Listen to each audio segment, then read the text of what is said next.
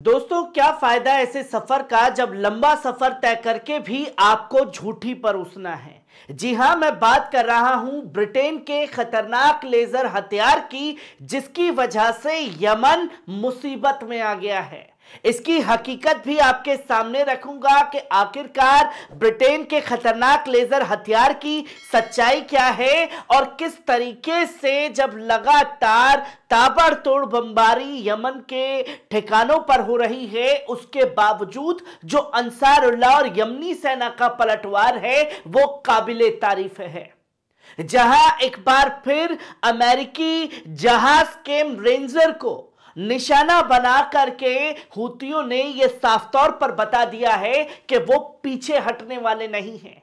और इसी के साथ साथ किस तरीके से ग्रीस के जो 30 नौसैनिक जवान तैयार किए गए थे लाल सागर में भेजने के लिए, और उसमें से 17 लोगों ने इस्तीफा दे दिया कि वो यमन के लाल सागर में नहीं जाने वाले, जिसकी तमाम रिपोर्ट जो है सामने आ रही हैं। और किस तरीके से यमन के हुतियों ने केम रेंजर जहाज को निशाना बनाया है, पहले इस वीडियो पर नजर डालिए।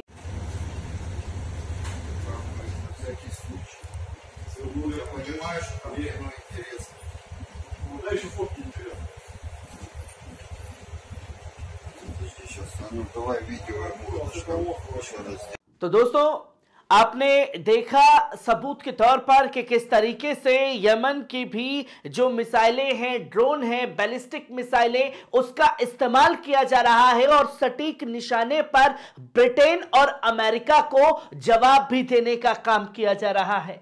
जहां आप देख सकते हैं कि कैसे जो अमेरिकन शिप है केम रेंजर, उसको सीधे तौर पर निशाना बनाया गया और अंसारुल्लाह ग्रुप ने यह स्टेटमेंट दिया कि उसने अमेरिका की नेवल फोर्स को सीधे सीधे निशाना बनाया है, जो कि अमेरिकन शिप केम रेंजर को गल्फ ऑफ अदान में उड़ाने का काम किया है। जहां यह स्टेटमेंट कल अंसारुल्लाह की तरफ से दिया गया, तो अमेरिका कभी भी यह मानने वाला नहीं है कि उसके जहाज को निशाना बनाया गया है या उसके कोई जवान मारा गया है। जैसे ही स्टेटमेंट अंसारुल्लाह ग्रुप ने जारी किया, तो अमेरिका यह कहने लगा कि नहीं नहीं, कोई नुकसान जो है वो नहीं हुआ है और हमने उसे हवा में ही मार गिराया। उसके बाद यमनी सेना की तरफ से वीडियो फुटेज जो है वो जारी कर दिया गया और वीडियो फुटेज जारी करने के बाद यह कहना पड़ा अमेरिका को कि भाई, जिस जहाज पर हमला किया गया केम रेंजर, वो अब दोबारा वापस सागर के अंदर नहीं लौट सकता। वो पूरी तरीके से जो है खत्म हो चुका है, या उसे रिपेयर करके भी अब दोबारा जो है हम इस्तेमाल नहीं कर सकते।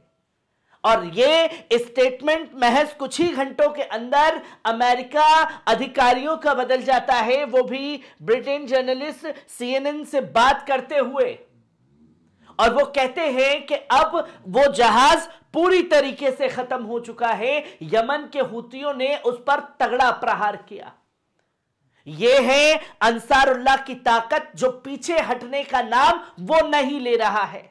जहां आप देख सकते हैं कि कल ये तमाम चीजें सामने आई और कल कई मैसेज जो है मुझे भी हर प्लेटफॉर्म पर आए और पूछा जाने लगा कि नदीम भाई, आप तो कह रहे हैं कि यमन को कोई हरा नहीं सकता, पर ब्रिटेन जो है वो खासतौर पर लेजर खतरनाक हथियार का इस्तेमाल कर रहा है, जिससे यमन मुसीबत में आ गया है। पर आपको बता दें कि इस लेजर हथियार का सफल प्रशिक्षण किया गया है, और वो भी यमन के अंदर सफल प्रशिक्षण नहीं हुआ है, वो स्कॉटलैंड के अंदर बैठ करके उसका सफल प्रशिक्षण जो है वो ब्रिटिश की जो सेना है उसके द्वारा किया गया है। जहां यह तो बताया गया यमन मुसीबत में आएगा, पर हकीकत आपके सामने है कि इसका इस्तेमाल यमन के खिलाफ अभी तक नहीं हुआ है। पहली बार इस लेजर हथियार का प्रशिक्षण हुआ है, सिर्फ सफल प्रयोग हुआ है। और यहां लंबा सफर तय कर करके आपके सामने झूठ पर झूठ परोसने का काम जो है तमाम लोग करते हुए दिखाई देते हैं। पर यह हकीकत है कि खतरनाक लेजर हथियार निकाला गया है, वो भी जंग के दौरान, ताकि अपनी ताकत दिखा सके, सामने वाले को डराया जा सके। और यमनी सेना जो 10 साल सऊदी अरब से जंग लड़ी, और वो भी सऊदी अरब अमेरिका के खतरनाक हथियारों के सामने वो डटा रहा, खड़ा रहा, और आज फिर वही स्थिति आकर के अंसारुल्लाह और यमन के ऊपर आकर के खड़ी हो गई है।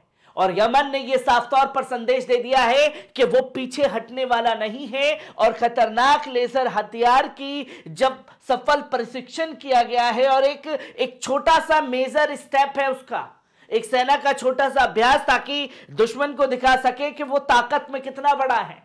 पर जो जज्बा और जो जोश लेकर के खासतौर पर यमन लड़ रहा है, वो अपने दम पर लड़ रहा है। उसे झुंड बना करके यमन के ऊपर हमला कराने की जरूरत नहीं है, क्योंकि अंसारुल्लाह के अल हूती ने यह साफ तौर पर यह कह दिया था कि हमें किसी देश के साथ समझौता करने की या किसी भी देश के साथ अपना ग्रुप बनाने की जरूरत नहीं है। हम अपना डंडा, अपना झंडा लेकर के अपने दम पर लड़ेंगे। जो हथियार हमारे पास है, हम उसी का इस्तेमाल करके सामने उनको आघात पहुंचाते रहेंगे।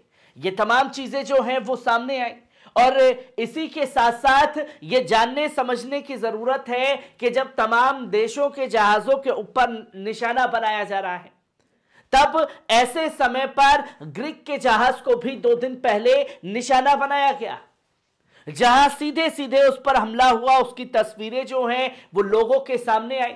और जब ग्रीक के जहाज को निशाना बनाया, तो ग्रीक ने यह फैसला लिया कि वो अपने युद्धपोत को जो है वो लाल सागर के पास भेजेगा, जिसमें उसने तैयार किए 30 सैनिक, और उन 30 सैनिकों को एडवाइजरी दी कि वो लाल सागर में यमन के खिलाफ उतरने के लिए, अमेरिका का साथ देने के लिए तैयार हो जाएं। और उन 30 में से 17 मेंबर्स ने अपना रिजाइन दे दिया, इस्तीफा दे दिया, और यह कह दिया कि वो इसमें शामिल नहीं होंगे और वो यमन के खिलाफ इस जंग में नहीं जाएंगे। जब एक देश के नौसैनिक ही यमन के खिलाफ उतरने को तैयार नहीं हैं, तो इसका अंदाजा लगाया जा सकता है कि अंसारुल्लाह की ताकत कितनी बड़ी है। और उस ताकत को रोकने के लिए 10 देशों के झुंड को एक साथ आना पड़ा है, जिसकी जानकारी तमाम तरीके से सामने आ रही है। और यह बताया गया कि 18 लोगों ने एक रिजाइन सबमिट करके अपने देश के डिफेंस मंत्रालय को दे दिया, जिसकी तमाम तस्वीरें जो हैं लोगों के सामने आई। जहां ग्रीक के नौसैनिक यमन के खिलाफ उतरने को तैयार नहीं, लेजर हथियार की क्या हकीकत है वो भी आपके सामने है, और कैसे एक बार फिर यमन ने दोबारा अमेरिकी जहाज को निशाना बनाया। तो वहीं अंसारुल्लाह की तरफ से भी अग्रेशन भरा स्टेटमेंट जो है वो जारी कर दिया गया है, और साफ तौर पर यह एडवाइजरी, हाई अलर्ट जारी कर दिया गया है कि अगर ये हमले यमन के अंदर नहीं रुके ब्रिटेन अमेरिका के, तो पलटवार होगा। और हम ये मान रहे हैं कि अब हम इस जंग में हैं, और इस जंग में हम अमेरिका, ब्रिटेन और 10 वाले देशों को भी सबक सिखाने के लिए तैयार हैं। मतलब अब लाल सागर में महायुद्ध की तैयारी छिड़ने वाली है, जहां एक अकेले यमन को रोकने के लिए 10 देशों को झुंड बना करके उसके ऊपर हमला करने की नौबत आन पड़ी है। हर एक पहलू को आपके साथ साझा करता रहूंगा। दीजिए इजाजत, शुक्रिया।